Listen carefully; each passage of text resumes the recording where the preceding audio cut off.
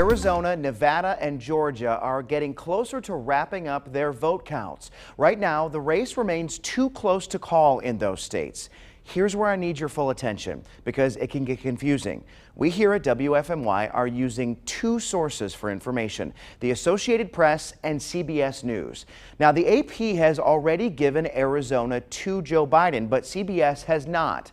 Biden is also holding a slight lead in Nevada, and President Trump has an edge in Georgia. If Biden picks up two of those states or wins Pennsylvania, he will get to 270 electoral votes. In the meantime, the 2020 election was big here in North Carolina in terms of voter turnout. We saw the amount of registered voters increase from 6.9 million people in 2016 to 7.3 million people this year. In total, about 75% of registered voters this year cast a ballot in the 2020 election. As votes are counted, the Trump campaign is on the offensive. President Trump's campaign has already filed lawsuits in Pennsylvania, Michigan, and just yesterday, Georgia, because of concerns over ballots. Now, one state we need to keep another eye on, Wisconsin. The vote is so close, President Trump is asking for a recount. So let's connect the dots on the recount process. In this contested presidential race, it's looking like a recount is going to happen. But how will it work and what is the potential outcome? Let's connect the dots. As the counting of ballots continues in several states, there's already talk of a recount in Wisconsin. President Trump's campaign announced it wants one, but there are rules in place for who gets to put in the request. In Wisconsin, it must be the candidate who is behind, and they have to be within 1 percentage point of the leader. We have had a recount in Wisconsin recently. In 2016, Green Party candidate Jill Stein requested a recount. They later changed the rules to say only the candidate losing by 1% or less could make that request. In that case, President Trump had won the state by about 23,000 votes, so the recount didn't make much of a difference. Hillary Clinton had already conceded the race by the time it was happening, and in the end, only 131 votes were added to Trump's total. While election experts are expecting similar results this time around, the state's governor warned there is always a possibility of a major reporting error, telling both sides just wait for the results to be official.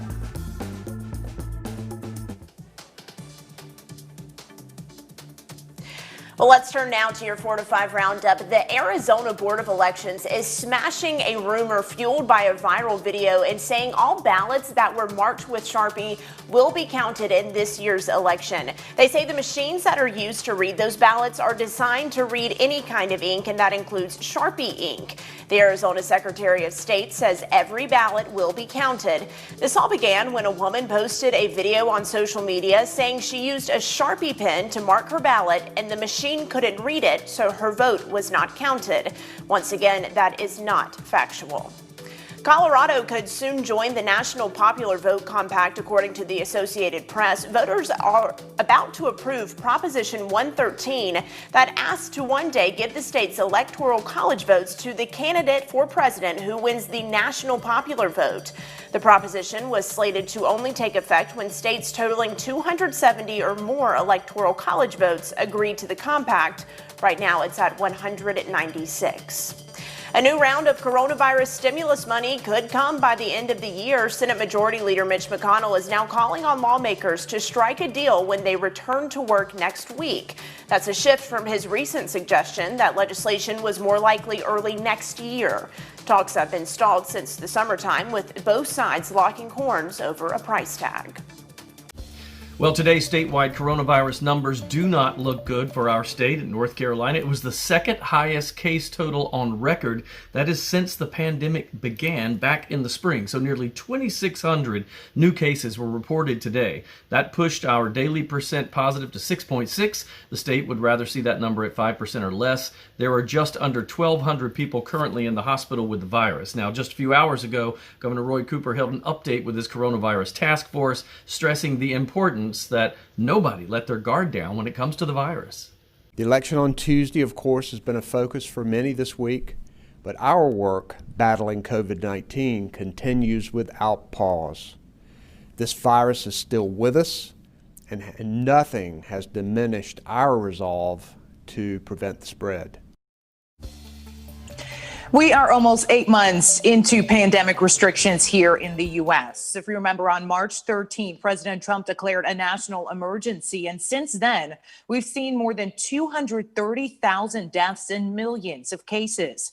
Health experts warn pandemic fatigue could be making things worse, but there are practical steps we all can take. A local expert at Cone Health says we need to keep each other accountable.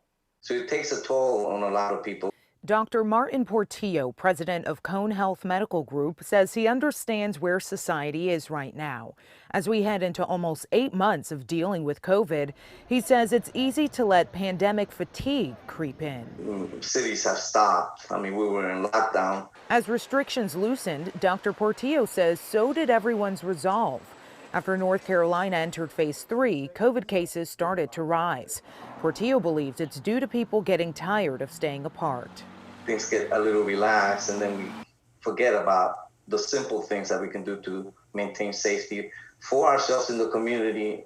Not following the 3 W's can have devastating consequences. Dr. Portillo says in the last 2 weeks, 70 people were hospitalized with COVID-19 at Cone Health hospitals, and it's spreading in the community. The likelihood of coming across a person with COVID has risen in all the counties, in all the cities. It was as low as 30%. About 2 weeks ago, it hit 65, 70%. Higher likelihood that you will face somebody with that. Dr. Portillo says we need to keep each other accountable. Wearing those masks, washing the hands, and maintaining those 6 feet. But he also says to keep a close eye on your mental health if you feel yourself getting stressed out.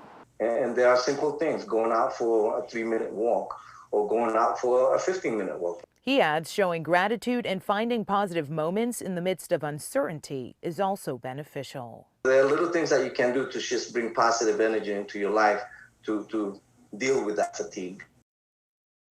Yeah, guys, so after 8 months of dealing with this, I know we are all tired of hearing about it, but the health experts say keep doing those 3 W's, especially as we head into the holidays.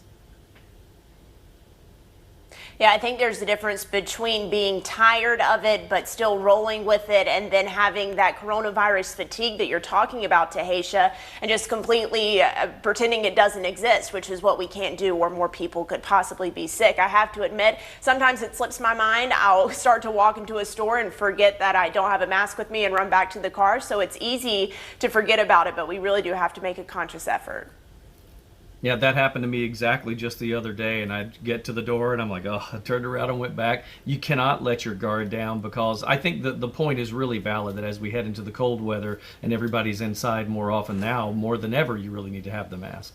And, I don't know if you at home know, but we in the newsroom have a policy that you have to wear your mask when you're not sitting at your desk. And we actually have a couple people in the newsroom who I call the mask police. They have been tasked with calling people out if they see them walking around without a mask. So definitely holding people accountable is a good thing here. One thing I'm not fatigued on, though, is the weather, Eric Chilton. Yeah, looking pretty good here. Temperatures out and about. We're seeing kind of mid to upper 60s and maybe some low 70s in the southern and eastern parts of our viewing area. Our range today is probably about 65 to 72 across the triad. That is not bad for this time of the year, is it? You look at tonight and tomorrow, we'll drop down to about 46. That'll be your morning low tomorrow. Partly cloudy skies tomorrow all day. It'll be beautiful. Actually, tomorrow is one of the best days. 71 degrees, no mention of rain. You can see on the satellite and radar combo here, we're just not a whole lot to talk about. We have some clouds back out to the west that'll gradually work our way here, but this high pressure is really doing a job keeping our weather just perfect. It stays rather mild. As that high moves on to the east, the temperatures will go up a little bit because we're on the west side. That means the winds will shift out of the south. So those mild temperatures will stay with us for the next few days. Now, rain chances as we head into next week, we see a slightly elevated rain chance for us, but still, percentage-wise, it's not all that bad. You look at the numbers here, low 70s all the way through Wednesday of next week. We're between about 71 and 73 for that time period, with lows pretty much, we think, well, mid to upper 40s next couple of nights, but mid 50s after that. Sunny to partly cloudy through your weekend, a slight rain chance Monday. By Tuesday, Wednesday, Thursday, the rain chances go up to a 40%. Frontal boundary should move by, and by Thursday, we'll see those high temperatures in the mid 60s at 65 degrees, right on the money for this time of the year.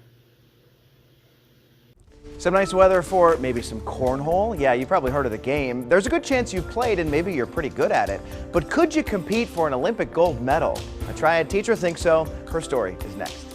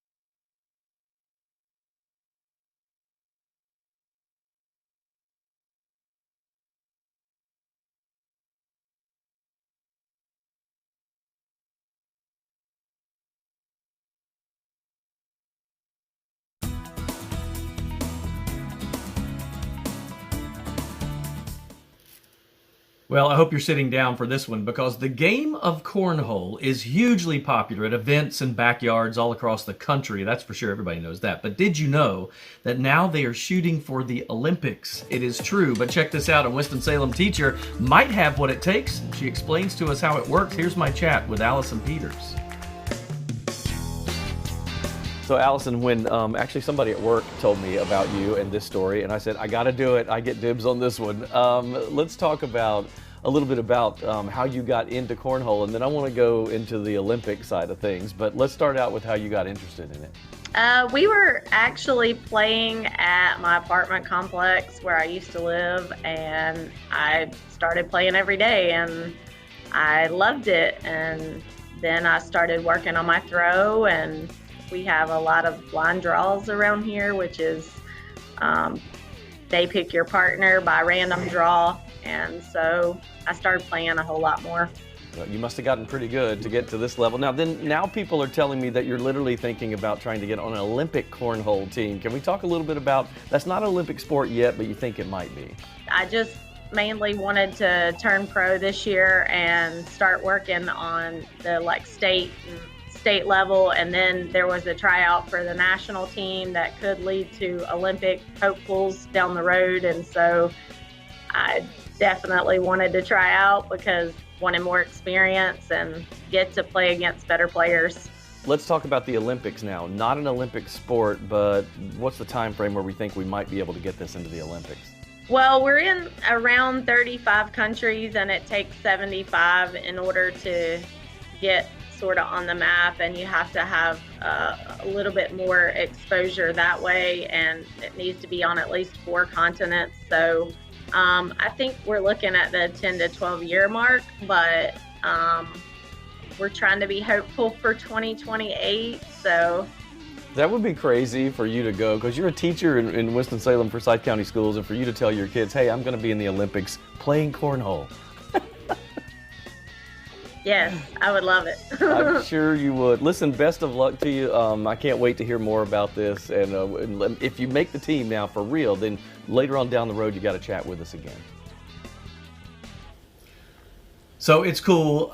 She actually has a sponsor or two. I don't know if you noticed, but her shirts had logo on it. She looked like a NASCAR driver. So she's doing great, and they're hoping for 2028. She thinks it may have to be the Olympics after that. But either way, how cool! I would love to try out for that team.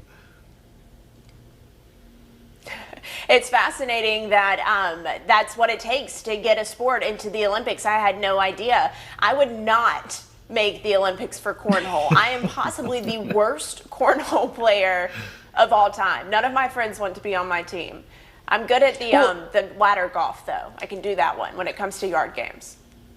Well, you have so much time between now and 2028. 8 years to sharpen up a skill. You could do it. I have faith in you, Maddie. Maddie, I think maybe you and I should go out and, maybe start a tournament, like a News 2 cornhole tournament. I think that could sound fun. Maybe Saturday or Sunday, Eric Chilton, because that weather is looking beautiful. Yes, absolutely. I am down for that, Chad Silver. So you can social distance the cornhole like naturally. You don't even have to worry about it. Just get your partner on the other side there. Hey, we're looking at highs today. Now these are running highs because we may not have hit that high temperature just yet. Some have, some haven't. But 72 in Burlington, some upper 60s for just about everybody else except in the higher elevations where it's low 60s today. Our normal high, by the way, is 65, so we're pretty much where we need to be, give or take a few degrees on the warm side. Planning forecast overnight tonight, 46 degrees. That's what you'll feel tomorrow morning, kind of a step out temperature if you have to go anywhere. 65 by midday with a high temperature of 71. 71 and partly cloudy in my book, that is absolutely perfect. It's another beautiful day.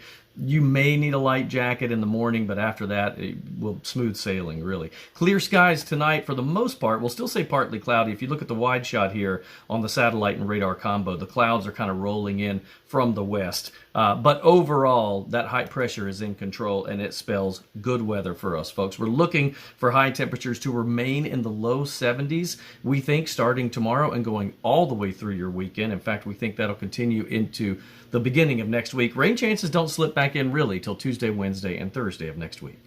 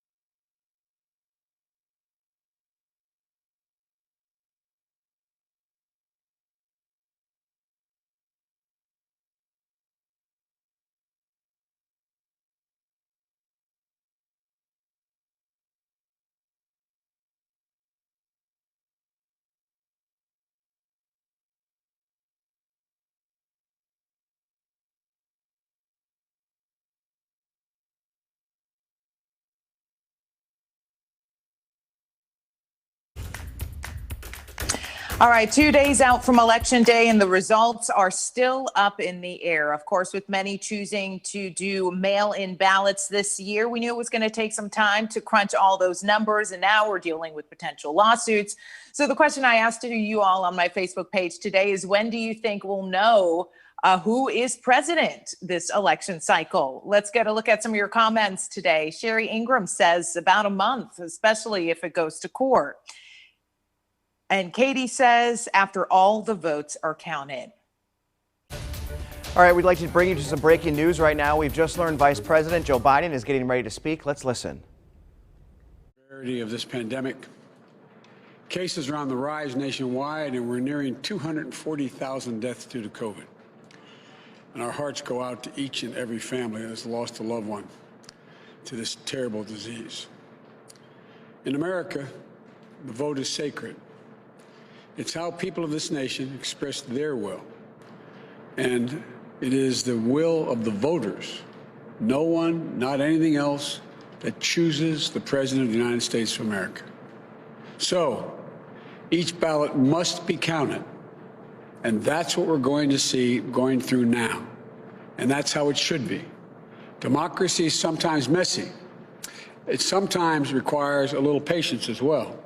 But that patience has been rewarded now for more than 240 years with a system of governance that's been the envy of the world.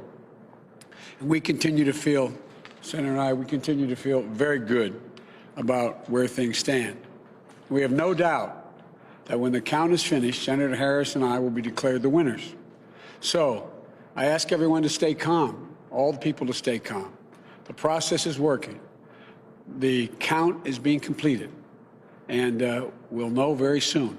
So thank you all for your patience, but we have to count the votes. God bless you all, and may God protect our troops. Thank you so much.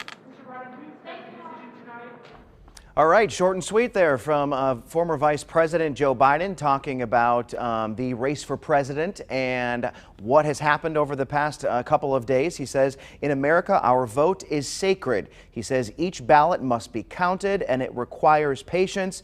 He also says that he has no doubt that at the end of the day, he and Senator Kamala Harris will be victorious. We'll be right back.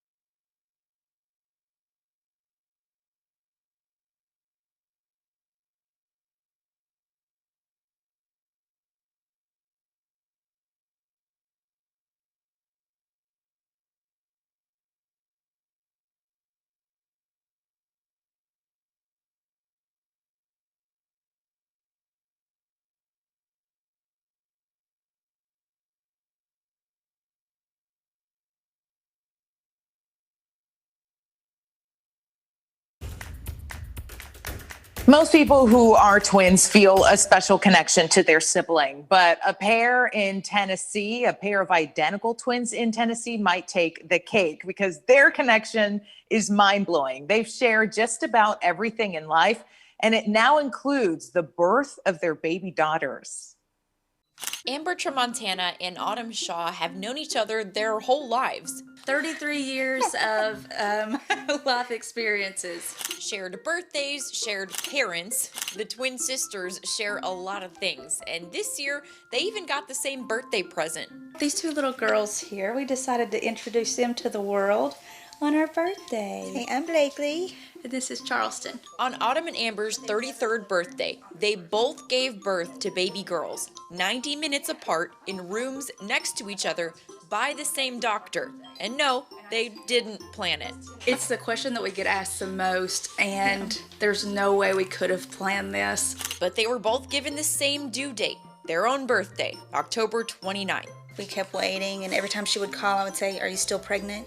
She's like, "Yeah, are you still pregnant?" Like, yeah, so. And then October 29th came, and two girls now share the birthday with us. And it didn't come without heartbreak first. Autumn was pregnant last year, but lost her baby. Once we had healed from that, we became pregnant again, and that's when we found out that we were pregnant together. So all the details have really come together, not by chance, but by God's very specific plan of what He wanted to happen. As far as having to share their birthday with two more people, We're excited about the joint parties. Those will be great. oh, and the sisters also have 2-year-old boys who were born 10 weeks apart. We grew up together. We had every single milestone together, and now our boys get to do the same thing, and our girls get to do the same thing. There is something in the water that all that family is drinking because the same birthday, I cannot even wrap my head around that. Crazy. I mean, the odds, I wonder what the odds are of that happening. You know, it's funny when we found out we were having twins, I remember telling my mom, I said, well, we're having twins, and I have a brother and sister that are twins. My mother says, well, there's 5 sets and 4 generations, and I didn't even know that. That's wild. Yeah, so my sister just had twin girls in June, and so now my fascination with twins is through the roof. And when Tahisha was talking about this story, she was freaking out about it. I wish you guys could have seen her because she was like, they're on the same birthday. And it is very cool. So I'm glad we get to talk about this. And you guys, so I don't watch Lifetime channel unless like Elf is on or maybe Hocus Pocus. But I feel like this story is what Lifetime movies are made of. So I'm sure down the road, we're going to see a movie that's just like this story. So you saw it here first. We'll be right back.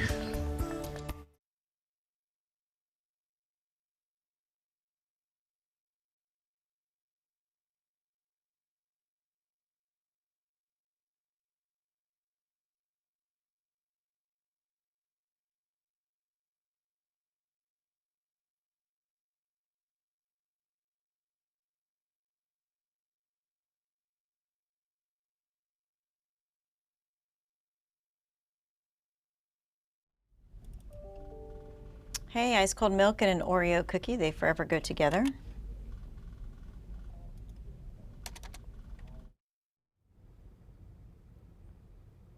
Hi there, Alabama, Alaska, Arizona, Arkansas, California, Colorado, Connecticut, Delaware, Florida, Georgia, Hawaii, Idaho.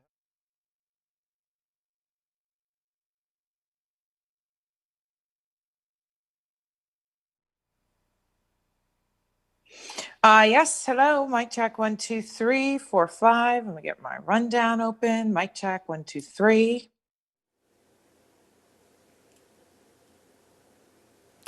Story time in the mic check. Today my entire closet fell. Like the shelf, the rack, all of it is still in the floor in there. So after the show, that's what I'm doing.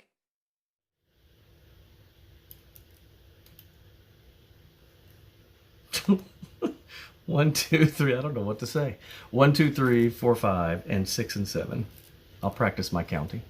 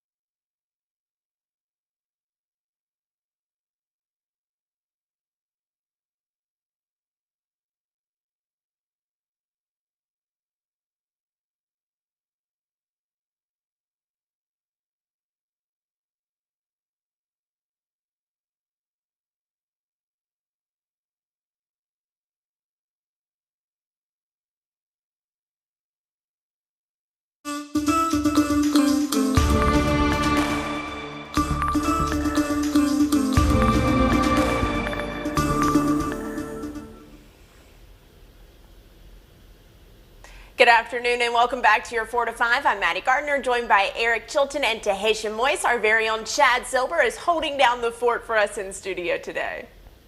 We are all here. We're here to inform you, make you feel connected. We're live on Facebook right now, so interact with us and chat a little bit. Yeah, and if you post on social media, maybe it's on Twitter or something like that, use that hashtag 4 to 5 to join the conversation that way and stay connected with us throughout the show. And as you know, it is day 3 of Election Day, and there is still no clear winner for president. Here's what we do know right now. Arizona, Nevada, and Georgia are getting closer to wrapping up their vote counts. Right now, the race remains too close to call in those states.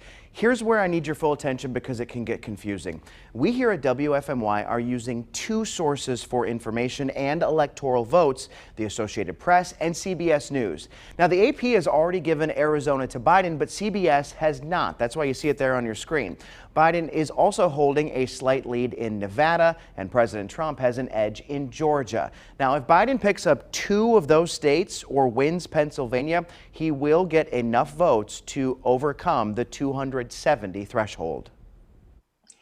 A federal judge may call Postmaster General and Greensboro resident Louis DeJoy to testify about why the U.S. Postal Service missed an Election Day deadline to sweep locations in several states for mail-in ballots. Now, the Election Day order was meant to trigger sweeps of facilities in 6 battleground states.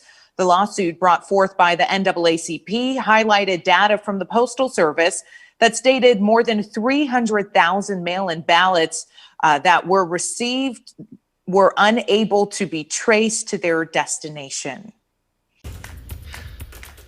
Well, we might not know who the next president is going to be yet, but we do know that a record has been set. It seems that Joe Biden broke former President Obama's record for the most votes ever cast for a presidential candidate in the history of the country, as a matter of fact. Obama earned the record with nearly 69,500,000 votes in 2008.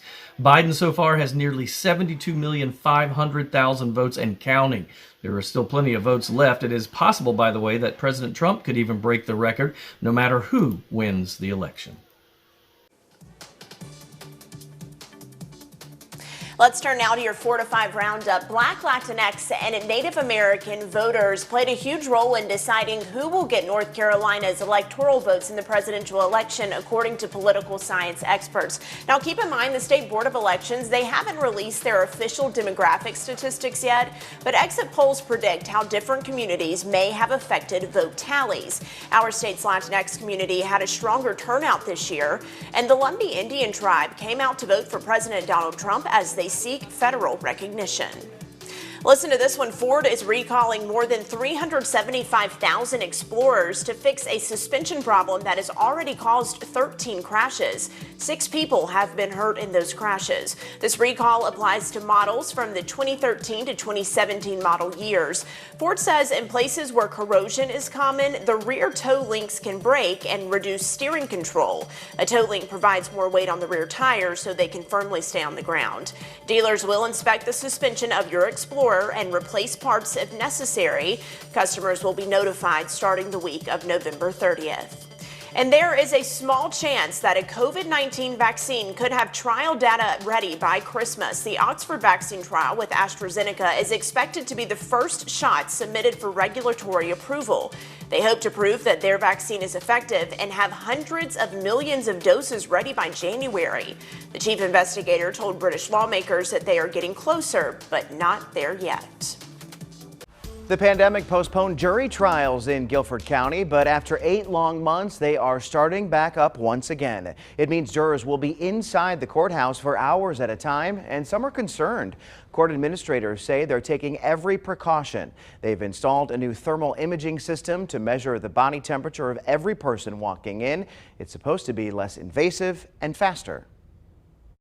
The premises as safe as possible, knowing that by nature of the courthouse, it draws people from all over the county into one location. But if you think about it, it's really no different than, say, going to the grocery store. It's also important to note all jurors will not be sitting in a typical jury box. Social distancing will be practiced and plexiglass will separate the panel. Trials restart on Monday. Mecklenburg County officials have confirmed that there have been more cases and deaths of COVID-19 due to a Charlotte church outbreak last month. Let's dig a little deeper into this. There are now about 190 cases, 8 deaths, and 11 hospitalizations from the United House of Prayer for All People. A new cluster at a senior living center is also said to be connected to the church outbreak. New confirmed cases of coronavirus continue to surge across the country. The country is averaging more than 86,000 cases a day. Just in the last 2 weeks, daily cases have grown by nearly 45%. The United States is also averaging just under 850 deaths per day. Hospitalizations hit record highs in Missouri, Nebraska, and Oklahoma. You know, an absolute beautiful day today. We'd like to bottle this up, wouldn't we, and just keep it for a while. It looked great. And overnight lows tonight at 46. That'll be your morning temperature. Partly cloudy skies overnight and into tomorrow. Honestly, tomorrow is one of the best days, I think. We're going to stay in the low 70s for the next several days. In fact, almost through the weekend, the first part of next week. But in the short term, we make it up to 65 by midday tomorrow after that low of 46 in the morning. And then that high tomorrow is 71. Not bad for this time of the year. Satellite and radar combination, we always like to show you this. Couple of clouds moving into the mountain communities up toward Allegheny, Ashe, and Watauga counties. That is going to move across the state. But again, it just means scattered clouds. No big deal. That high pressure, we have that guy to thank for great weather over the next couple of days as it just sort of moves on to the east. Our temperatures on the west side of that will get a little bit more mild, especially as we head into next week. So let's hold at low 70, 71 to 73 through Tuesday of next week. Lows will be in the 40s Friday, Saturday, still partly cloudy Sunday. Lows go to the 50s then. Chance of rain, 40% for Tuesday, Wednesday, and Thursday. Thursday's high cooler, but where we should be in the mid-60s. All right, so we started talking about this in our last half hour, but Joe Biden came on. We were talking about when do you think that the election is going to be called? I asked you that question on my Facebook page today. So let's get back into the comments. We had already mentioned Sherry says about a month, especially if it goes to court. Katie says after all the votes are counted, however long it takes, I am patiently waiting for the correct outcome, whomever it is. Linda Johnson says sometime next week. They have so many other votes to count, and if there is a recount, about 2 to 3 weeks. Sharon says in the Bush versus Gore, it took about a month, I think. I think it will probably take that long, especially if there are court cases. Vanessa says, I'll give it 2 weeks and a half. And Galen Spooner says Friday the 13th. So ominous this year. We actually have 2 of those. But yeah, I know a lot of people are wondering, when are we going to know who's president? 2020 has been a year of twists and turns. With the presidency, I mean, should be no surprise. Yeah, people are actually asking about it on our Facebook conversation right now, wondering when we're going to hear from those states, including North Carolina, who have not selected a winner yet or announced who the electoral votes are going to go to. And the sad answer is we just don't know. We are waiting on State Board of Elections to count all of the ballots. Of course, absentee ballots are taking more time to vote in our state, so we just have to wait and be patient, but it is so frustrating. If you're feeling that way, you're not alone. We're here with you. Yeah, this to me is, and I remember Bush Gore, and it did take about a month or a little more, and I think this is going to at least be that because, you know, legal proceedings, or at least talk of that, have already started. So here we go. Put your seatbelt on.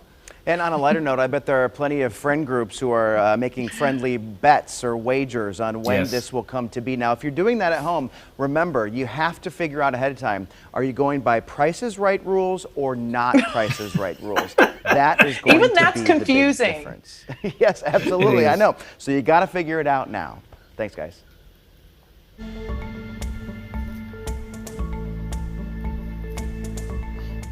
Okay, Mickey Mouse, Santa Claus, Eric Chilton. What do these 3 things have in common? Eric, you want to take a guess first? Oh, all I can think of is the old Sesame Street song, one of these things is not like the other.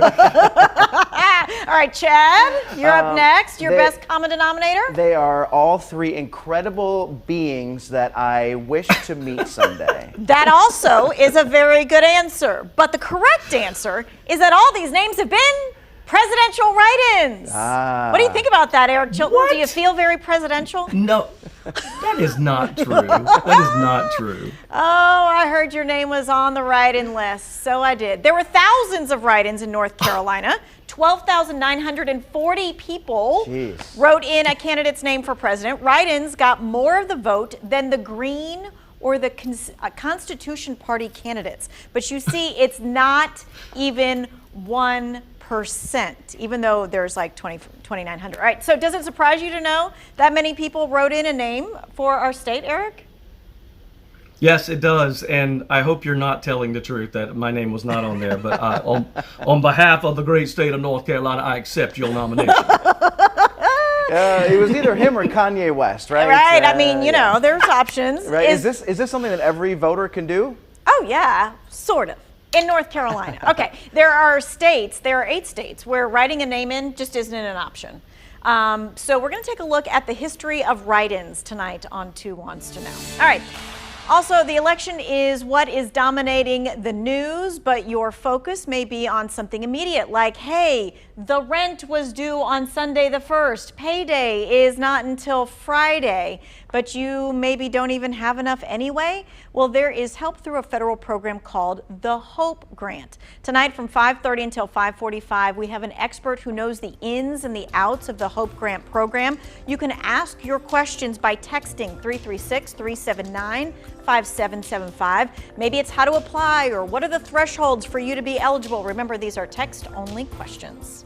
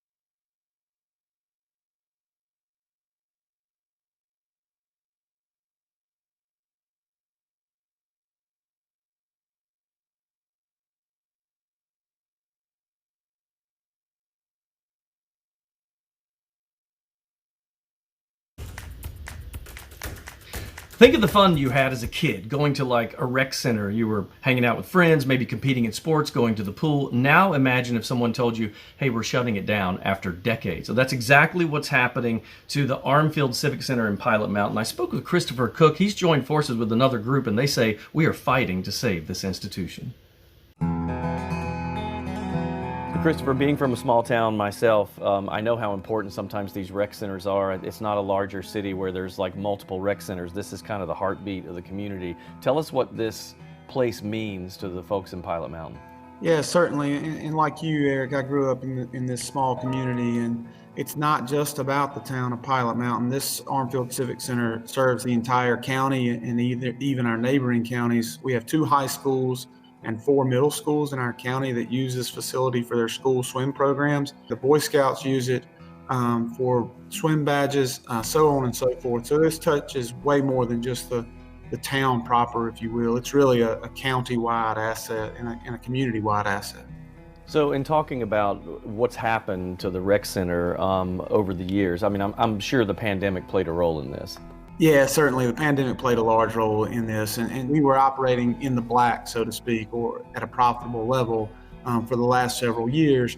When COVID hit and we had to close the facility, the center has had to spend a large amount of their reserve funds for things such as capital improvements or maintenance expenditures.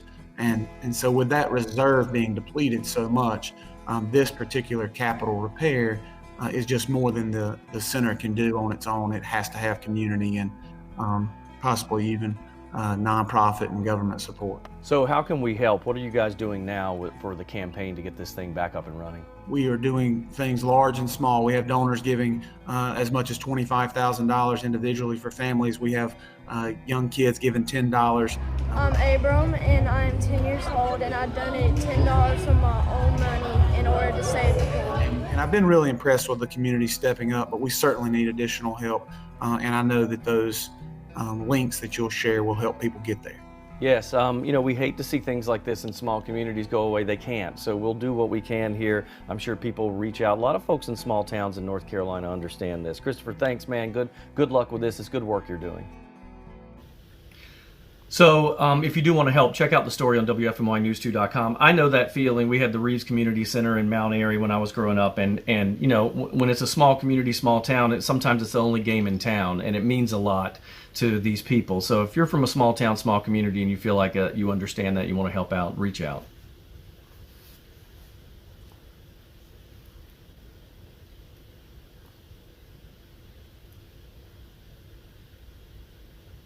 Looks like we're having some issues with Maddie's microphone there, but I do want to echo what Eric was saying, because you know, and sometimes that's just the best way to get that community support too. When you live in a small town and then you have the issue. I know that in my hometown in Wisconsin, we had some issues with funding with our hockey rink, and so everybody came together, gave that money, and it really is kind of a pride of place thing. You know, Eric, I've seen you do pride of place stories before, yes. and you know, you can feel so good knowing that you helped save something that is so important to your small town or community. Taisha. It really is, and they need. I think they still need about 200,000. I mean, this is no small ask. So anybody to help out, I think it's a great thing. Yeah, I mean, and just getting the word out there, I think, is sometimes the biggest thing with the small town. So I'm glad to see, Eric, that you're doing this story. We're getting it out there, and I'd love to see them meet that goal. So if you want to help, we've got all the information on our website. We'll be right back.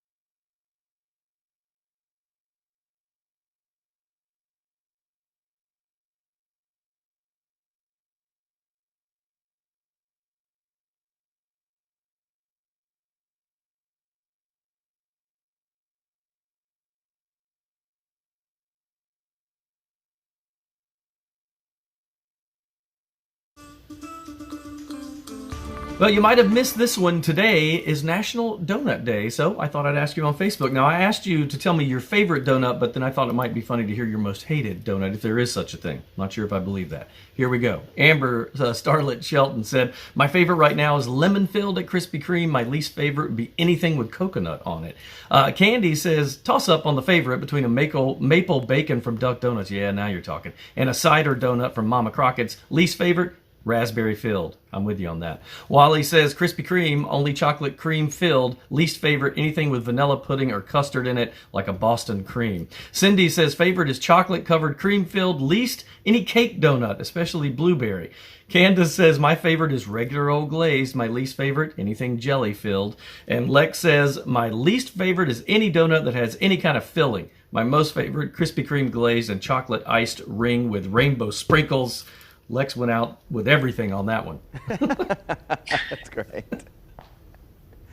How do people not like certain donuts? That's what I'm trying to understand. I mean, if it's traditional, I'm going to eat it. Eric, it would have to have like ginger or horseradish or something in it for me not to eat it. Right. Horseradish. That would be the worst. No, I think I agree with the jelly. Like I'm not a raspberry fan, so no raspberry for me. But everything else is welcome in my house. I'm kind of basic. I just a Krispy Kreme, regular old, like hot now Krispy Kreme. But you know what? I've never had a duck donut before, and everyone keeps telling me when you go to the beach, you got to get duck donuts. I've never had it, so go to the beach, take me with you, and we'll go get duck donuts. You must have missed it because my first day of work, I brought some duck donuts into the newsroom. Oh, I didn't. Shoot. They're good. We'll be right back.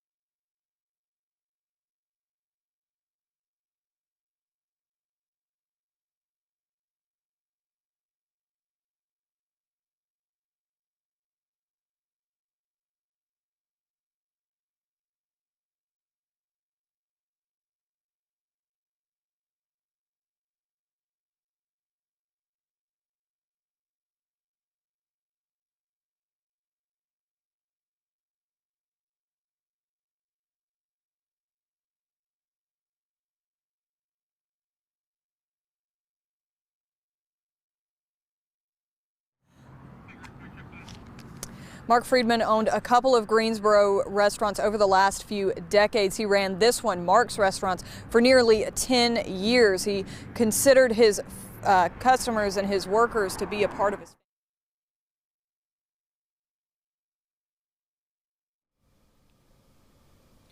Right now, inside the Rockingham County Board of Elections office, ballots are being recounted at a precinct and a one-stop. I'm staying closer to you. Right now, inside the Rockingham County Board of Elections office, ballots are being. Okay.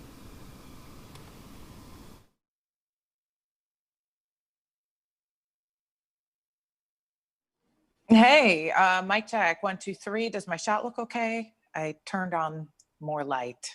Am I blown out? Look good? Okay, thank you.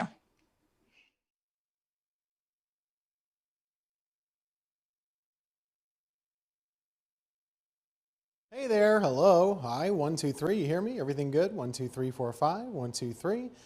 All right. Hi, Alabama, Alaska, Arizona, Arkansas, California, Colorado, Connecticut, Delaware, Florida, Georgia, Hawaii, Idaho, Illinois.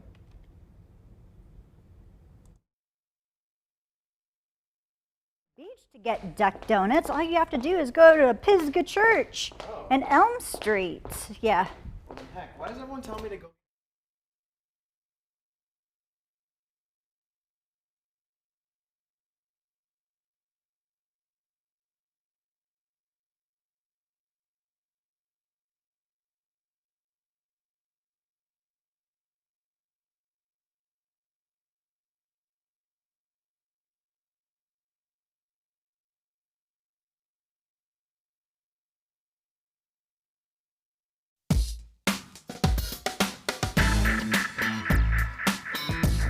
It's time for my 2 cents. Nobody likes unfinished things. Think about it. Uncooked chicken, it's not safe to eat. A half-watched movie is pointless, and an unfrosted cupcake, well, it's just a muffin. What I'm trying to say is that only planes should be up in the air, and it's frustrating when things, no matter how small, are not finished. Our brains like when tasks are completed, so much so that when something isn't resolved, we tend to think about it more than when something is actually finished. It's called the Zeigarnik effect. And that's where we are as a country. This election, it isn't done. It's unfinished and unsatisfying and really, really frustrating.